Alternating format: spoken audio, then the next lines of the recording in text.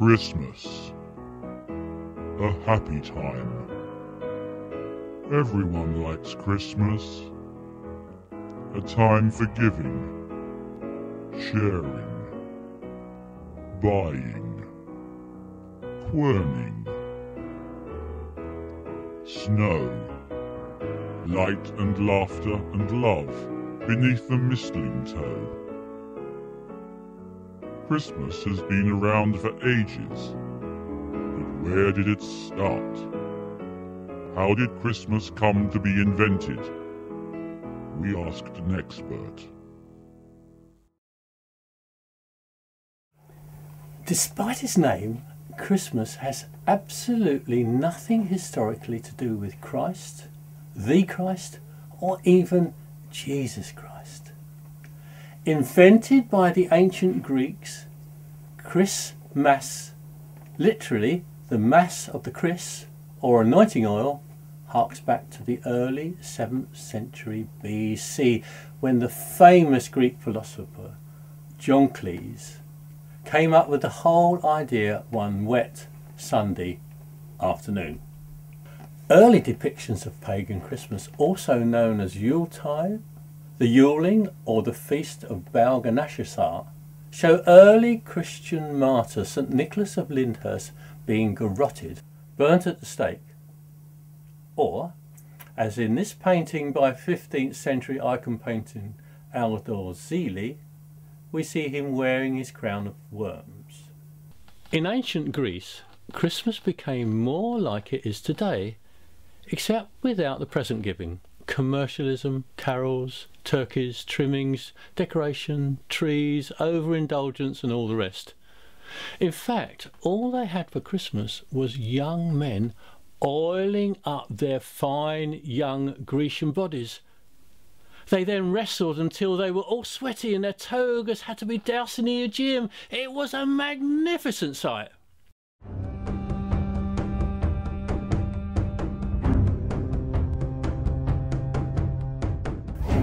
By the time the Dark Ages were invented, Christmas was a sombre affair, as the king and his barons were the only people allowed Christmas presents, and all the peasants had to give each other were dried turds carved into knickknacks.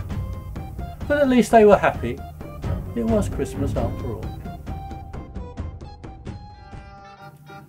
During Tudorish times, Henry VIII banned Christmas as it was all too Catholic for him.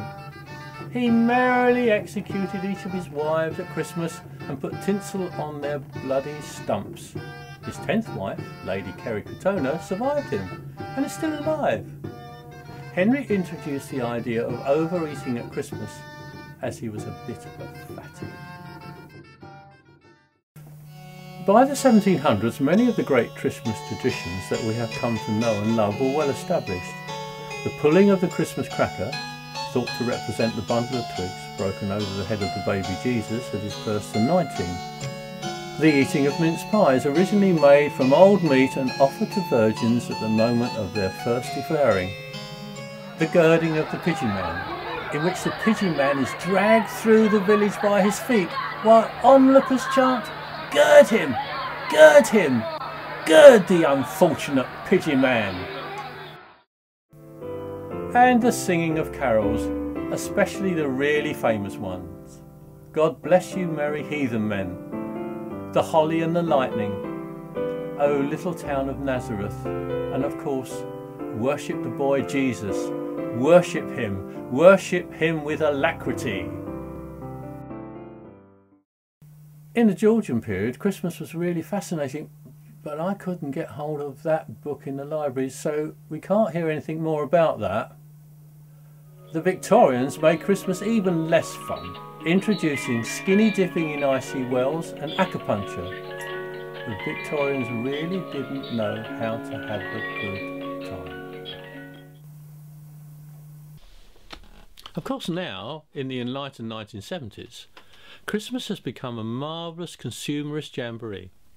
The spirit of this ancient season of celebration, now embodied by the boys from Slade singing "Merry Christmas Everybody" on top of the pops, boil in the bag turkeys, courtesy of Norfolk's very own Bernard Matthews, and most importantly, the showing of a James Bond film every Christmas Day, a time for rejoicing.